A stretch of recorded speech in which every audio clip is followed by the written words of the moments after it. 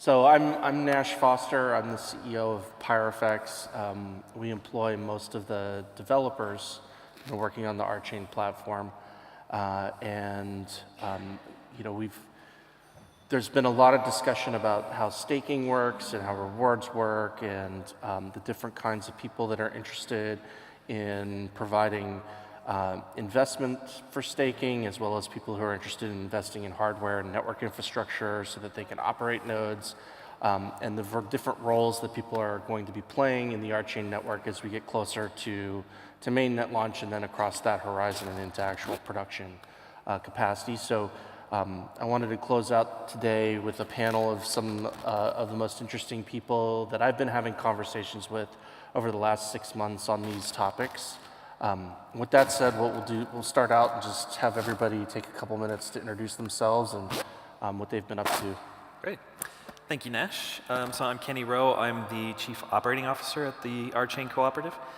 Prior to that, I was with MakerDAO and been in the ecosystem a couple of years now. So what I do at the co-op is mainly operations, but for us, that's a little bit of day-to-day business, a little bit of crypto finance, a little bit of what I tell Nash is just keeping the band together. So I do a lot of different things here and there, and I work with, at some point, with Reflective or with Nash and their team at all points during sort of the development cycle. So I do get to touch quite a different number of places. So I'm glad to be on this panel, and I'll turn it over to Kevin.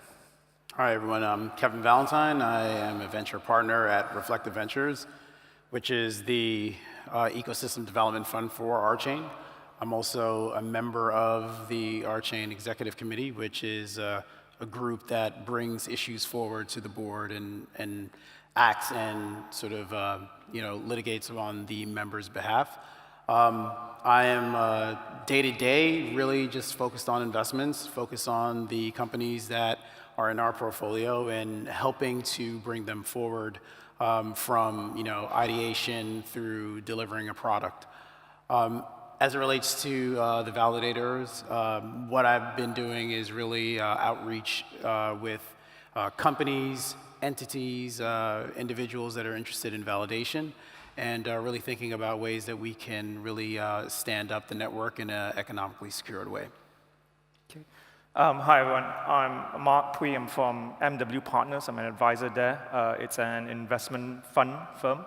Prior to that, I was with PwC for almost 2 decades. Used to be consulting and corporate finance M&A director there. And most recently have just been very fortunate to be able to do many seed and early stage investments across the last 4 or 5 years. And most recently working specifically in staking and validator type companies such as Battlestar out in the US. Hey guys, I'm John West. So I'm the Chief Strategy Officer at both Reflective Ventures and the co-op itself. I do a whole bunch of different things, anything from strategy on budget and operations to proof of stake incentives, to finances and treasury. My background was really in trading. I used to work at Citibank as a trader, and then I worked for Mike Novogratz, who's one of the biggest crypto traders in the world. So liquidity and risk management is probably my most comfortable home, but I really get my finger in almost everything related to strategy.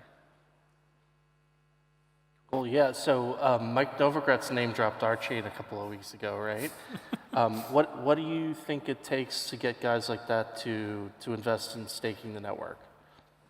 That's a good question. I think there are different types of guys like that. There are some who are just like, lack of a better word, greedy Wall Street guys, like traders. Like they're here to bang out an ROI. So they need to be able to see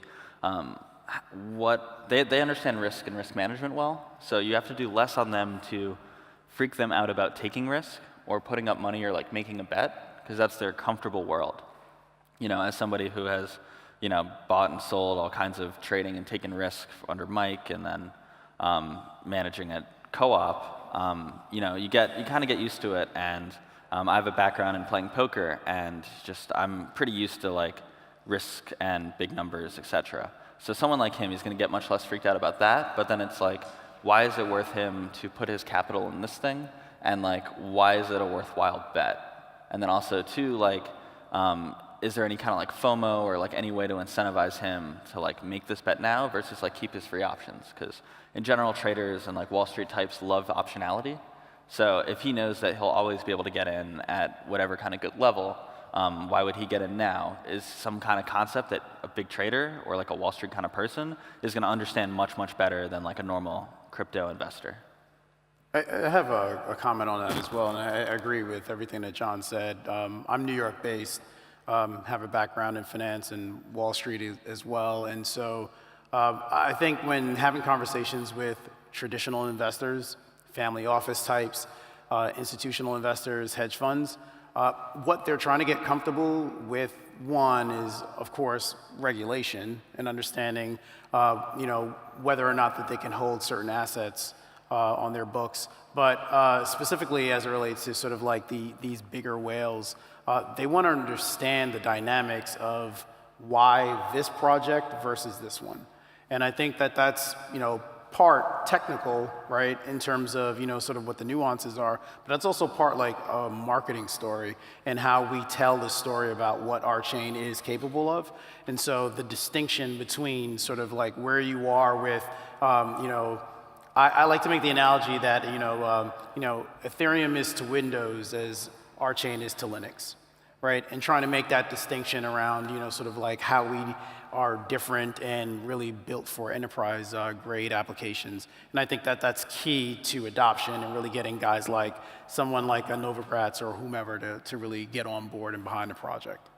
Yeah, and one thing I would add on that is, like, if you look around this room, people here are going to be way more passionate about RChain or blockchain 3.0 or anything than someone like Mike Novogratz is going to be. So in this room, right, we're going to eat, breathe, sleep something like RChain. Someone on Wall Street or like an investor is not necessarily going to feel that way. So marketing to them is going to be much different because you could imagine for them it's like, oh, this pitch here. All these people all say the same thing, that I have this crazy community that like I eat, breathe, and sleep. So you really need to come up with like new creative ways to really try to convince them that this one here is actually special, even though it's never going to resonate with them the way that it's going to resonate with that crypto nomad that is like at this conference right now. I know that you've mentioned to me recently that you're looking not just at ICOs and token sales these days, but also looking at making investments in the equity of startups that are involved in the blockchain. When you look at companies that are involved in proof of stake networks, what are the kinds of things you're looking to see on their balance sheet to help you feel comfortable with an investment like that?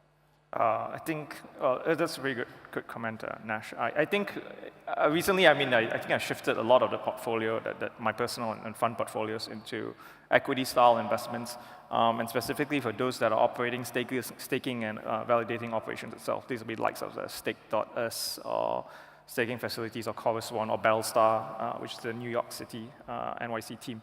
And I think what I look for out of the balance sheet so far for these companies is not so much their personal balance sheet, but or the initial balance sheet. But I look at what they have been doing for the last 6 months in terms of traction, in terms of them building up their operations itself. So most recently, for the last 6 months, I've been working with outfit Bellstar, and they've been working on Bitcoin Green the nodes, Zcoin nodes, and so forth. And I look at how have they actually built it, right?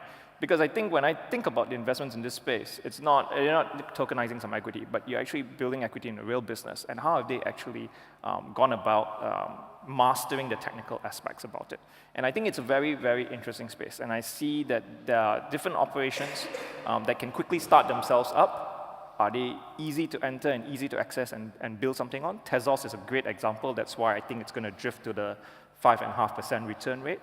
Or is it something that requires a lot of technical ability to master thing? And I think the more difficult it is to master, if there's a high level of computing requirements as well in the infrastructure, I think then the rate of returns will be higher from an investment perspective. So I look at it as a spectrum of investments. And I'm basically looking at two specific paths in that area, and both of them would be equity plays as well, but players who are focusing on getting retail investors onto it, but also those who are looking at providing staking and validation services for family offices and funds that want to have a broad exposure to a set of currencies, not necessarily just RChain alone. And that's the way I think about it. And how do you see that market breaking out in terms of where the demand is? Do you think there's more demand at the retail level, or in that family office level, or in the larger whales? Okay, and I'm going to speak from a very personal perspective because I've had a lot of discussion. Even last week, I was speaking to the team at Masternodes Online quite regularly just to get a feel about what's happening in the market. Now, I think that the future for this is actually in the institutional space. I think institutions are going to come into play. They're going to be more focused on building up large stakes. In the particular case of the RChain itself, I think there are going to be a few institutions that want to build $1 million size portfolios. I think that's something that we ourselves are doing out in Asia and looking at itself. Now, I think that's actually the space to play, because I think from the retail side, you'd be amazed. There are so many wonderful Discord-related communities. I run a private Discord as well, just for the pure purposes in Asia for mining, staking, and validation. That's pure setup. I've seen VosCoin, I've seen many other of these things. And I think that's how these people from the retail market will do. So I'm not sure if there's going to be enough market for an equity play to service this type of players itself, simply because they come together that way. If you look at an outfit like Masternodes.online, they started in July 2017, and it was 3 founders, and now it's four-person team itself. They came together because they were tinkering through the setup of a Masternodes. And I think that's a fantastic story, and I see it continues to be replicated, so I'm not sure if it's a serviceable market itself. Also, if I look at it, the entry point for some coins may be too low, and they don't require much setup. You can set up a Zencash for 500 coins, right, and it doesn't cost very much. So the barrier to entry is very, very low. Sorry, 42 coins, but the barrier to entry is very low. I think, yeah, so my view, I think it's going to be the institutional play. And I've seen some interesting ideas here. I think BCAP was having a call with me last week. It was to do with a mixture of the multi-sig, the wallets that you have, but also with these staking solutions. And they'll transition out these portfolios for parties to hold. I think that's the play. I think there's also opportunity on the retail end for players who are pooling, right? And so there are like staking pools for individuals to stake what they have because they're not whales, technically. And so there's an opportunity for retailers to participate in those pools. There's also protocols. I think one confirmation, something like that is interesting, whereby you're developing a staking protocol for individuals to be able to stake their tokens, and those are individuals, right? And so, yeah, I think for, like the ones that you named, some of the bigger ones, staking facilities, Chorus One, et cetera, yeah, I think that those are going to attract the more institutional investors. And because of the economics of staking, it's more analogous to sort of traditional sort of, investment analysis, sort of cash flow analysis. And so they can wrap their heads around that pretty quickly. And on top of that, they don't have to hold the asset. So I think that there is, both an opportunity like, what we see currently, whereby you have a centralization of rather large sort of, nodes, if you will, miners, validators, who are going to be, holding a very large amount in the hands of very few, and then they're going to be the retailers, the individuals. And I think it's no different than any other asset that we see, right? It's sort of like real estate, the stock market, et cetera. And so that plays out again. I don't think that we've gotten to the point yet where you can delete, sort of like the asymmetry of information, right? First and foremost, someone's going to know about it. They're going to have the capital to be able to capitalize upon it. And then, that information leaks out, and then people want to participate. So I don't think that much of that is going to change, but I think that the opportunity for both retail and the institutional investors will continue to grow. So you and Kenny have both been closely involved with the Validator Sale that's intending to create the initial stake of the network at mainnet launch. And I know a lot of people are interested to hear sort of how's that going. So how's it going? It's going. We have a lot of interest, right, which is always positive. Yeah. And we took some time after we've After the decision was made, that information tends to propagate out pretty quickly in this network, just because we're pretty open. But now that we have a pretty good process in place to actually measure what the interest levels are and get people through a particular process, we're getting some actual numbers, right? And so currently to date, the co-op has closed two deals. That's it, right? And those were mostly because we had already existing relationships with those two particular companies, but those two companies were out of China, and they were fairly large in their what they were wanting to commit to the network, which is great. That's what you want to see. It's an initial positive sign, and in the pipeline, it looks to be pretty healthy as well. But I mean, I'm not sure if we want to give exact numbers, but I think we have close to 150, or is that 160 in the pipeline at the moment? Yeah, and those range anywhere from the base level of $1,500 all the way up to that $1 million mark. And that's encouraging to see, and we kind of expected there to be a bit of a range. We expect there that most of those validators are going to be at the lower end of that kind of spectrum. So we should expect that the hardware that they bring to the network is going to be comparable to that sort of level of stake, I think. But it is still early yet, and I think hopefully this conference is going to bring more interest to bringing validators of all kinds, right? Not just from this network, but from other networks as well, potentially, to deploy some nodes onto the RChain network. So, I mean, that's my general take. Yeah, I would agree with that as well. So, just a couple of stats. The majority of the interest has been US based, but there is very strong demand from China, right? And then the rest is sort of the Western European countries, and then it's basically a percent or two here or there distributed among the world. Just in terms of the process, it has to be done in a way that's legally compliant, right? And so you have to get documentation in place and all of the different processes, a sales flow in place. And so, that doesn't happen overnight. And so, and what's really good is that, during that process, you hear back from community members. And so you hear back from, people who are interested, and they give you feedback on, whether it's the economics or the terms of the deals or what's enticing to them. And so it's fluid, right? And so some of the details of validation aren't locked down yet, right? And so we don't have, firm hardware details, so they don't know their cost. And so for validators that are going to be really, really large, right? Some of the ones that we expect to be able to provide throughput for a really performant network, they have to figure out what their CapEx is going to be, right? And so some of those things are being developed. And so what I think we'll find is as we go through the test net, as we sort of tweak the levers and figure out exactly the type of data that we get back, what really entices people to participate in the network, we'll be able to go out with some more firm information to really entice those larger ones. And then what we're seeing in the pipeline also is I think what we would like to see rather is more diversity. So geodiversity, that is so that we can one, have a performant network, but one that is also truly economically secured, and that we don't end up in a situation where the the majority of the network lies in one geography. So I would say, just in terms of giving a grade to the process so far, it's been pretty good. We've done a good job. We've got the right interest.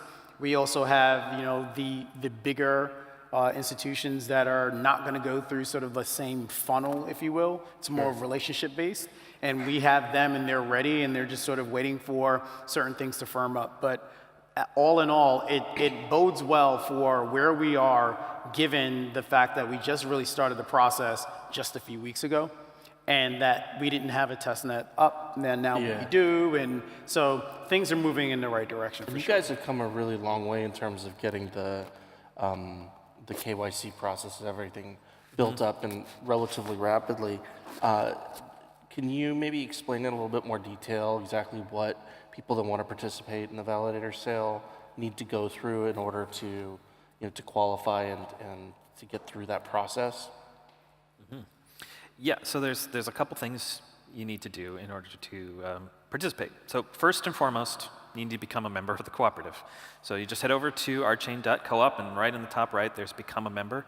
And that's filling out a form with some information about yourself and agreeing to the membership, terms and membership agreement.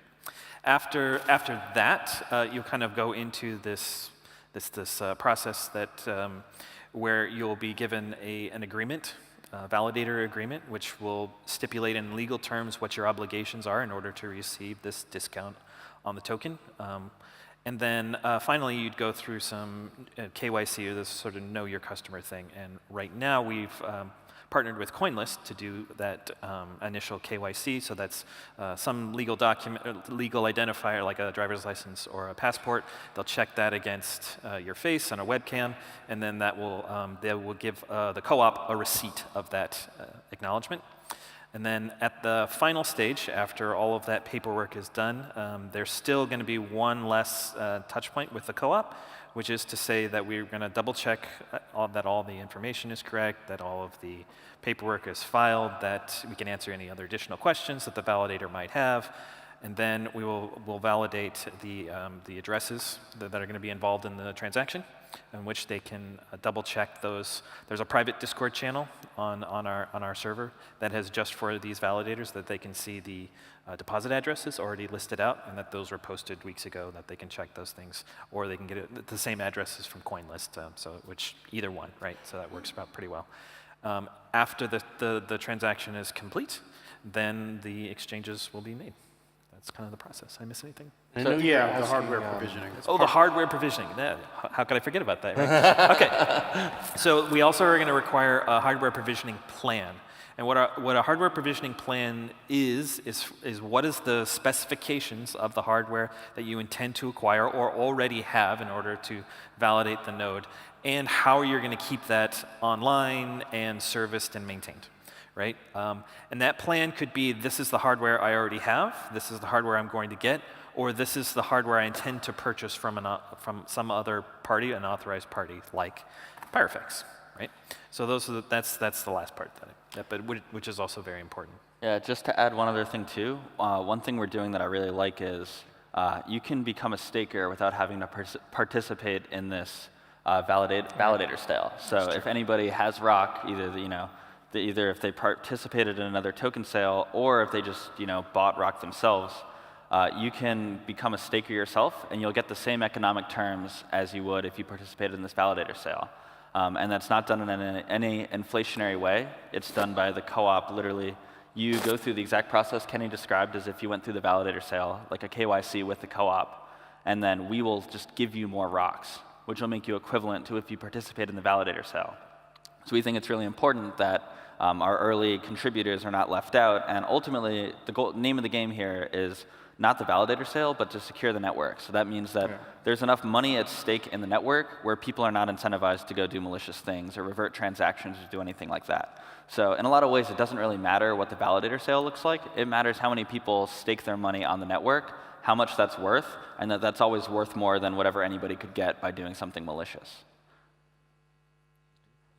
You have a comment? I wanted to say that, well, to take away from the broader perspective, I look at it as an investor thing. It's not just sometimes about the quantum of returns, but the sustainability of the returns, because there's more than 400 stakeable coin options. So if anyone's seriously looking at the space itself, what they want to do, there's more than 400 options, and you need to look at both the quantum of returns and the ability to liquidate liquidity in the market, but also ultimately sustainability of returns. So when I look at it from a person here, a team who's coming in to put capital to work, that to me speaks to RChain's strength. RChain, to me, sends a very strong signal that there's going to be strong sustainability. So regardless of whether or not the figure was 20 to 21% discount or the 28 to 30% IRR, that's the part that's really important to me, right? To know that this will be one of my cluster of 10 or so investment bets. That's why I look at it. When I see all these processes in play, that's important to me. When you talk to me about the fact that it's not just going to be the validators, but also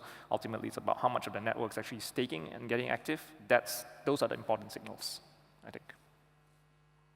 Yeah, and so one of the things about sustainability for a network like RChain is that over time, the co-op plans to reduce the amount that the sort of the co-op pays to validators as seniorage or what have you, as the transaction fee revenue ramps up, right? Yep. And so this actually goes to a question I wanted to ask you, Kevin, which is, what are you hearing from the portfolio companies and the other startups that are interested in building on RChain in terms of, what traffic they're, expecting or hoping to get, and how they intend to generate that, what their user acquisition models are going to look like, and stuff like that. And essentially, assuming we launch testnet next March, and it takes them some time to build out, like what kinds of transaction acquisition curves do you expect or anticipate that we're gonna see?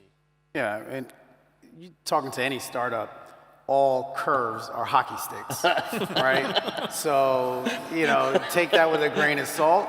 My data analysis is perfect. Right, yeah, exactly. So, we have to dampen expectations around adoption.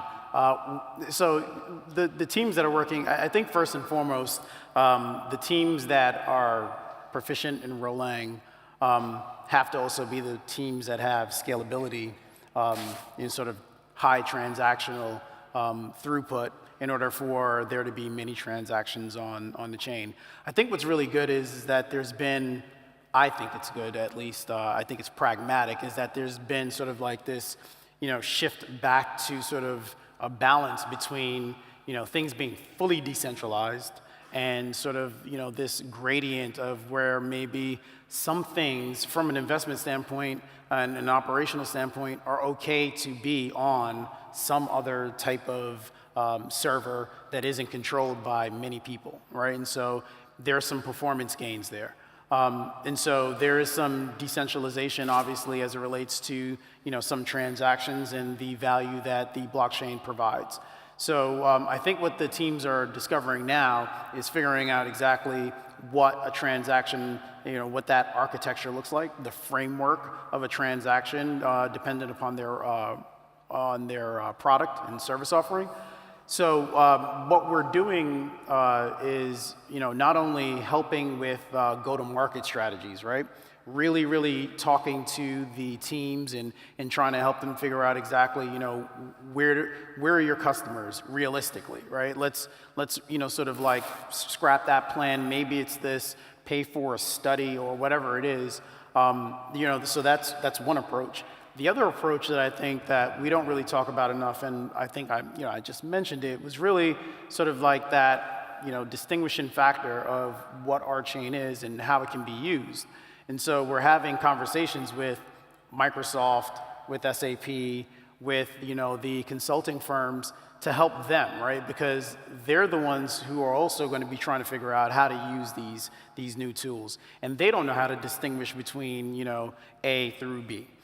Through Z rather. So what we have to do is go and educate them on, look, there may be many chains, and I think that there will be some used for different things, and here's the situation whereby RChain is by far your best choice, right? And I think, so what comes along with that is an education for us. I think it's incumbent upon this team here to really go out and start having conversations around sort of like what you can do with these SLAs, right? And so having SLAs for like, if you want to spin up a namespace that is going to be an exchange, is going to be really, really important, right? Because that's going to have to follow certain standards. It's going to have to be able to comply with some ISO standard. And so, for an exchange, it's different than a CDN, right? And so distributing content is going to be different than handling security tokens. And so when we go out and start having conversations with hospitals about how you manage data, right, being HIPAA compliant, we need to start having those conversations as well, because there are all these projects that are out there that have good ideas that then go out and pitch a hospital, and they're like, yeah, that's great, except here's what our actual stack looks like, and here's how this would fit in. And they actually don't have a platform to be able to address that. So those conversations around standards and SLAs and really thinking about how we construct namespaces specific for industry, I think will really help onboard transactions on the network. Excellent, excellent.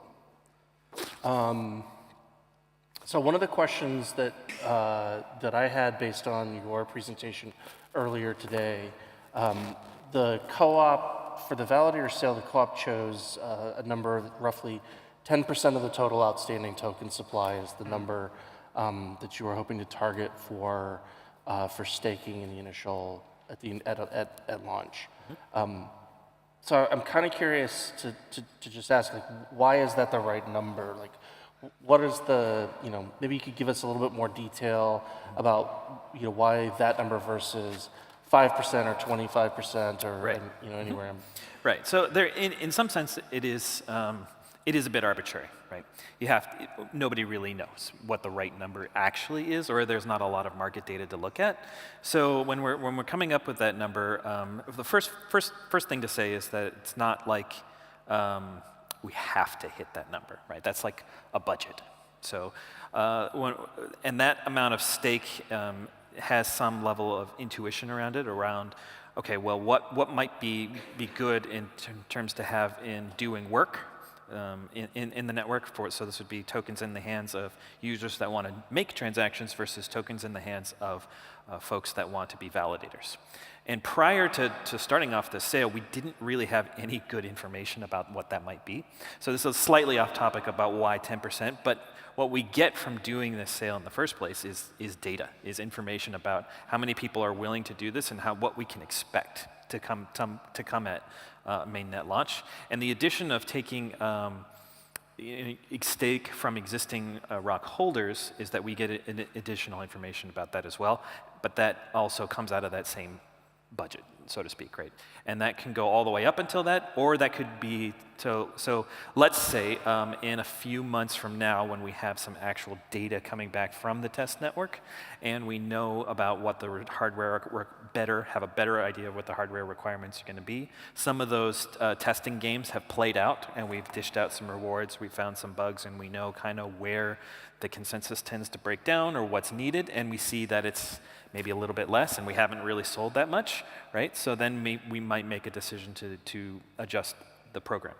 Now, that would have to be based on a lot of empirical data, but in the vacuum of empirical data, in the presentation, I gave some pretty, it's disparate information, but anywhere between 15% of resources to secure something all the way down to like 3% seem to be the range of which industries or governments tend to spend on these types of things, whether they're actual security or protecting physical assets or anything in between. So it felt somewhere in between there, and so the decision was made to just go with something relatively even and round and made sense to us, and then we could adjust it when new information became available. So, Can I add one thing to that? Sure. So I'd also say that more is better, right? Like we can't really know too much yet. Just around the room, how many people know what equivocation is in proof of stake? Nice, maybe like half. How many people know what censorship is in the blockchain? Pretty good. So those are the two main threats, right? And we've never had a proof of stake that's gone live and dealt with those kind of things. So equivocation is, I tell you this block is finalized and everything in it is real, and then I pull out the rug from you and say, oh no, this is the real chain, and all the transactions in here were void because this is the longest, heaviest, most important chain. Censorship is I show up at your house with a big Geiger counter and take your computer offline, and you can't send any transactions, and to the rest of the network it just looks like you're being a lazy validator and you're offline. And we need people, the whole point of proof of stake is make enough money on the network so that way people are not incentivized to do those things, because the proof of stake protocol is going to catch it when those kind of things happen. So if the idea is someone equivocates and makes this malicious lie, they have to lock up their money for, say, 6 months, and then we're going to catch them at some point within those 6 months, revert those transactions, and take away the money they locked up. Until you actually launch a proof of stake and people try this equivocation and to steal all the money and revert transactions and do these things, we have no idea how good the proof of stake is going to be at actually catching these things. We have no idea how much people are going to get punished and whatnot. So we really have no idea how much money we need to be able to yank from them and how efficient we're going to be at yanking from them until it actually goes in the wild, and something similar to the DAO, for instance, until people actually try to break it and there's something at stake and something's worthwhile. And all we can really say until then is the more we can get people to stake on the network, the better it is. And some kind of idea of the longer the network runs, the more we'll be able to actually assert whether it's working or not, or whether it's worth it or not, or how good the protocol is at actually catching these people. Probably the less money we'll end up needing to be staked, because we'll understand the dynamics better. And it should be known that there's going to be a whole bunch of validators that come in once they see what happens in the early days of the network. If there actually is a return and that it's something not too hard to do, or if you don't want to go through this process, you don't have to, right? You can come and take your stake as a validator and bond when you want, and when that might be far more than 10% of the network. We just don't know yet. And to our point earlier about Wall Street types, they're going to be incentivized to take a free option and not want to commit to staking on the network until maybe they see that it works, or that the caster is able to catch people efficiently or something like that. So it's why I'm a big proponent of having outsized returns in the beginning, or something to benefit people for taking the risk to come stake and participate in this untested, unsecured kind of network, in this proof of stake that's never been done before, and then have that aggressively taper as it becomes more and more evident that things actually do work. Yeah, I think that your returns, where you have the returns on testnet, so rewards for those who are doing it, I think that's a very good idea also. That incentivizes a lot of testing, and I think that makes a big difference to the overall outcome. So I think that's a really great idea also. And hopefully that tries to weed out or capture as much of these potential bad actors thing. Because actually that's the best time you want to catch the bad actors, when people are actually testing it out on the test net to try to break it, right? But it reminds me also of Tezos having the bonds on each of the baking services itself, and malicious actions such as double baking forfeit those bonds itself. But there's a whole set of malicious actions that could take place to try to control that. So yeah, so that's actually the right way to go. So one of the things about a lot of the ICOs that come out in the last year is that their price is heavily influenced by the price of Bitcoin, because that's the trading pair basically, right? And so there's a sort of market structure function that affects the price and value of tokens. As RChain rolls out, one of the things we anticipate is that people will write ERC20 style token contracts and do ICOs or other token issuances on the RChain network. As the crypto markets mature and those prices decouple from Bitcoin or decouple from Rev or what have you, do you guys have any concerns about or any thoughts on how a hyper successful ICO on the RChain network would affect staking requirements? In the early Ethereum days, before the platform and the token idea was really kind of fully a debate, I always just assumed that more value was going to be created underneath the platform than was sort of there at the beginning. But even though it was proof of work and it was slightly different, just assume that that's sort of what will happen. And I think if this is a successful platform in aggregate, yeah, that's absolutely going to happen. There's going to be more value created there than, let's say, the total market cap of Rev or something like that. Right. But I think more to your point, what about one spectacular success in this spot, right? That's a big concern, and I'm not sure if. So maybe to rephrase the question is, if you have a small amount of economic value that's validating or securing something of very large value, what does that even mean? Is that secure? Right. Right. So I think it probably is problematic from a sense of, technically speaking, yeah, an attack is could happen. Right, or there might be an incentive to do so. But it also could be the state now that all blockchains, regardless of which one we're talking about, also have the same existing incentives, or it's the same paradigm. And what I mean by that is, you have a Bitcoin network, let's just use the biggest one we've got out there, which seems to be a rather big threat to the banking industry, I think, right? But they haven't gotten all together in order to collude to break it. They could. Even though they could have done. They could have, but they haven't. So I think while the numbers, you could arrange them in a way such that it seems like there's a problem there, and mathematically there is, right? There's more incentive for the banking industry to break Bitcoin, but they don't, or either the coordination costs are maybe higher than we actually think they are. So there's like reason for hope in that sense, or the other thing you might be able to do is somewhat contain the damage, right? If it's in one shard, if it's in one particular place in the network, that might not have the same effects across the entire thing, which is a nice thing about having compartments within the single network itself. But I think it's an interesting question. So. Yeah, I think this question that you're posing really at its root is really around whether or not we have the tokenomics right? And so right now, the assumption is that one token is the right token in order to do both medium of exchange for compute and staking to secure the network, right? And it could be that, the best way to do it is to have two tokens, right? And to have different incentives for people who are thinking about like only wanting to secure the network and people who are just only wanting to pay for goods and services, right? And so, I mean, that's something that I think that we should be exploring. I mean, if it's a threat that we could foresee now, then absolutely we should be paying for resources today to start modeling out the best way to continue to secure the network.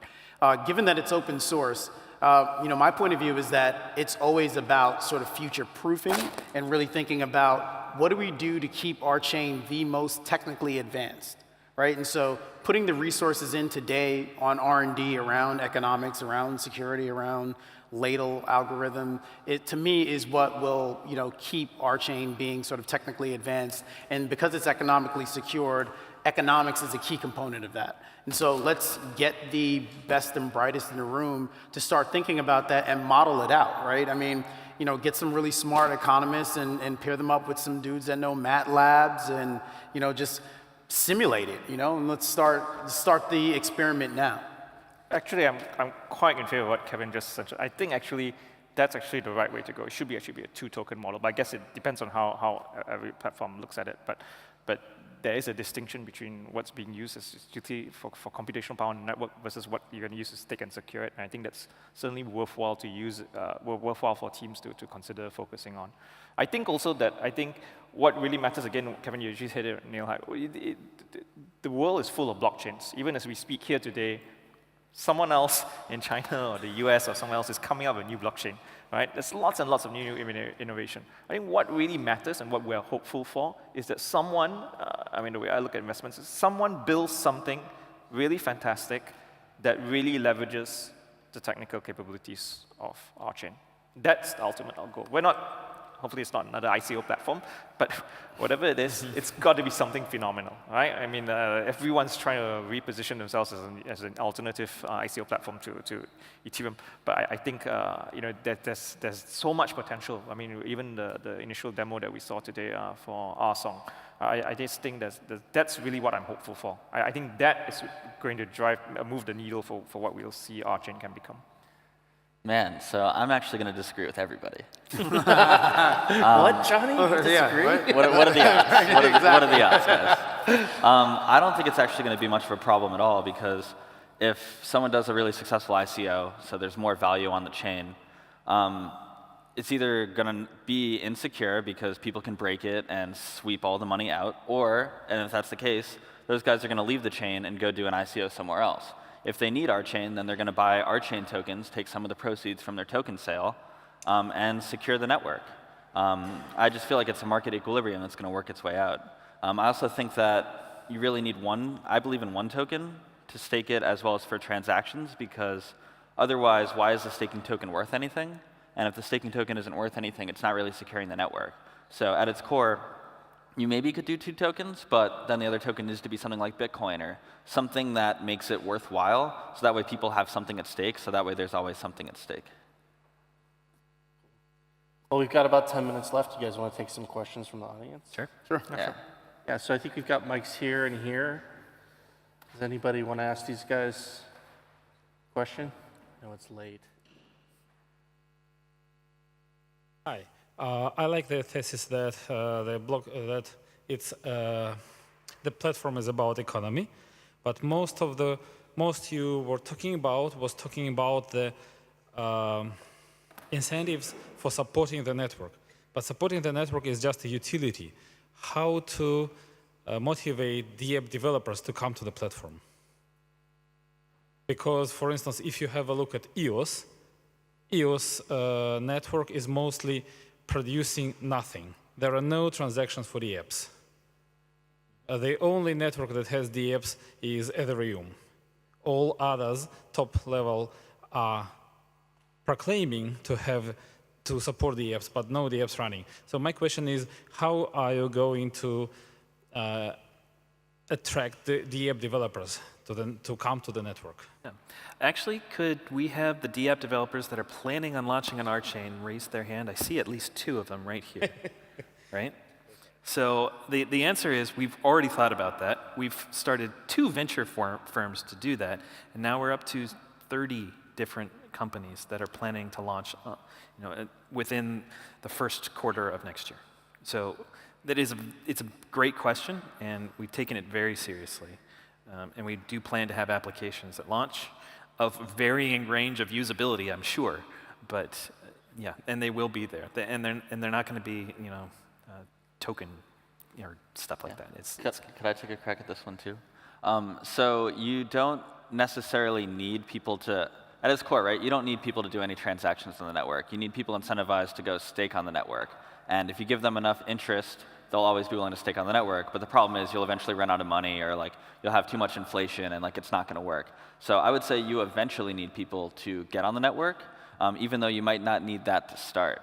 So we're laying this kind of groundwork, whether it's what Reflective and Pithy are doing via investing in companies, to get people to start building things, so that way we'll be able to make this transition from incentivizing people to stake, no transactions, to, over time, many, many transactions and much lower return for staking in a nominal sense. And most of the benefits of staking will be made up in transaction fees.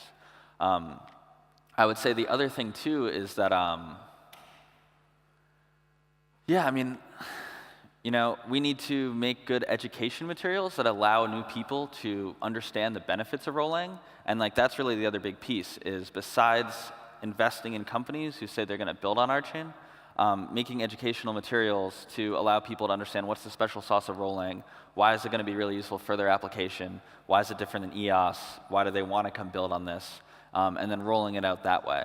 And if you have good ideas around that, I'd be really happy to talk to you about it. But to me, those are kind of the 2 tracks. And it's really important not to either get pigeonholed in focusing too much on our companies that Reflective or Pithy invest in, or focusing not on them at all, but focusing on only people who don't have any economic interest yet in RChain, but will ultimately need it, because at the end of the day, right, RChain is promising to do some really fantastic things that no other blockchain seems like they're going to be capable of doing. So there is some kind of pent-up demand of some people who want to build some kind of things that they'll need to use RChain for. So it's a story of how do I incentivize them to come build on RChain and make it worth their while.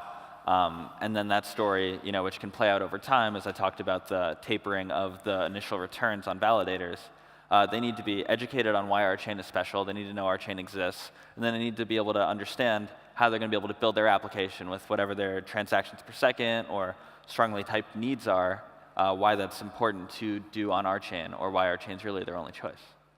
Yeah, I think entrepreneurs are motivated by, one, wanting to solve a problem in a really creative way, and then benefiting from some sort of form of compensation, whether that's sort of social or whether that's monetary.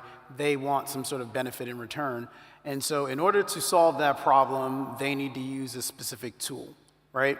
And so if for a developer, one, it's easy enough to, get on a platform and learn how to use a tool, they'll start tinkering with it if that tool can then solve something specific, right?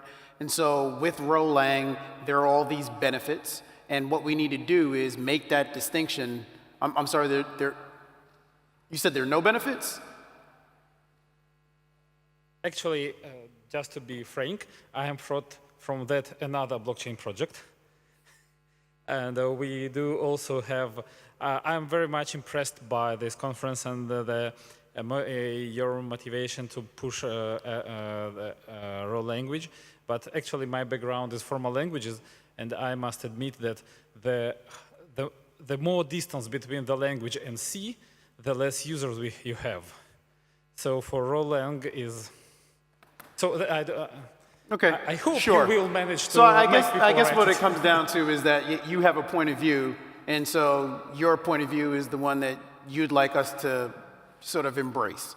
And I'm sure that there's room for your point of view, but there are other people who see the benefit, right? I talk to them. We invest in them. And so for those people that see the benefit, what they end up doing is tinkering and finding a way to really do something and solve a problem. And so if there is compensation involved with creativity around solving a problem, and we can do a good job of explaining what the benefits of the tools are, then people will come. I'm not saying any of that is easy. In fact, it's likely going to be an uphill battle to convince people how to do something differently, but that's the basis for how you motivate people to solve problems on any entrepreneurial level. Actually, to build on what Kevin said, I think, again, I think actually one of the core challenges, actually, I agree the benefits are there. I think the technology is there, so that's, to me, indisputable. I think the bigger challenge, actually, is that there's now developer competition. The way I see it is that there's so much developer competition out there. I see OneChain building their own, investments ecosystem fund. Everyone builds an ecosystem fund now. I see it for NEM. I see it for EOS. I see it for Tezos announcing the Southeast Asian community allocation funds for that. And everyone is just building more and more funds, and they're trying to attract the development pool. I think one of the challenges, of course, is that we build something, right? We have the tech there. The question is where not developers come. So I think one strategy that I've seen working well in Asia is instead the projects, the chains go to the universities and the campuses itself. So they are spending more time proactively trying to get into the teams itself, into the tech campuses itself, faculties, and trying to inspire the next generation of developers to consider. And I think that's probably, I guess from my point of view, someone's looking at what's happening, I think that's something worthwhile considering. Because I think we're probably on the right step already for what RChain's doing, bringing together this conference, putting together multiple tracks. There's an academic track. There's a lot of things happening. But I think to try to pull everyone together is one aspect. I think the other part that's really powerful is to be able to go out there and inspire the next generation of developers. I do credit one really amazing thing that I've seen Reflective Ventures do, which is to have that number of companies come on board and build stuff. I think that's pretty much well done. I think because we need that. We don't know if all of them are going to pan out, right? But we know we need to help facilitate and inspire that next generation. And and hopefully that will inspire the rest. If we have too little people developing, if we hoard the resources and the funds, right, and we hoard them and we only have 2 or 3, we're not going to have enough case studies of people around the world showcasing what RChain can do. Agreed. Any other questions?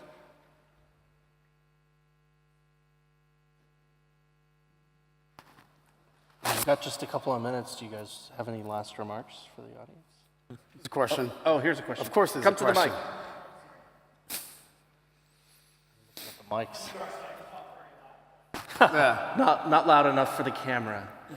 What are things that you guys are most excited about in RChain outside of the launch of mainnet for like the next year and 18 months?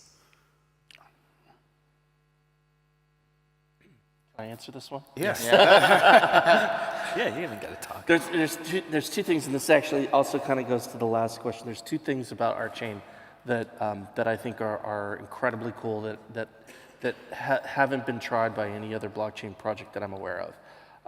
Obviously, one of those is sort of the fundamental design of Rolang as a language that puts concurrency first as a part of its, a central part of its model of computation. You're not, our illustrious audience member is not wrong that historically speaking, the closer you are to C, the more successful your language has been, and the easier it is to get developers to adopt it. But Mike and I started PyroFX because we felt like we had, sort of crossed the Rubicon as an industry and gotten to a point where there was just too much good research into formal languages, into static type systems, into the theory that underlies how programming languages ought to work and ought to be usable by programmers for a new generation of tools not to come about, right?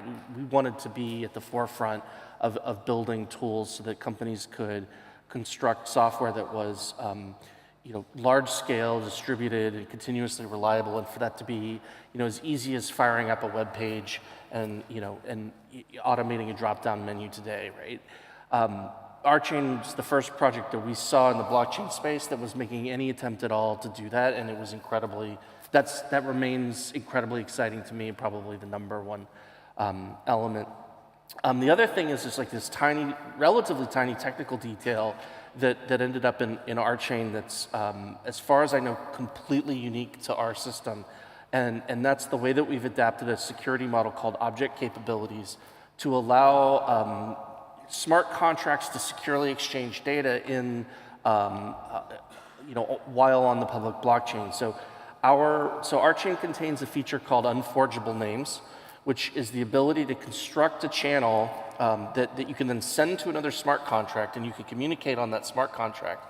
But nobody from the outside can look in, even though they can see every piece of data you send back and forth, including the name that you sent. They can't construct that name on chain in a meaningful way, and so they can't actually intercept or impact your communications between the two smart contracts. And as far as I know, this is the first time that any blockchain project has attempted to make it possible for two smart contracts to verifiably communicate securely between each other without interference from other outside entities.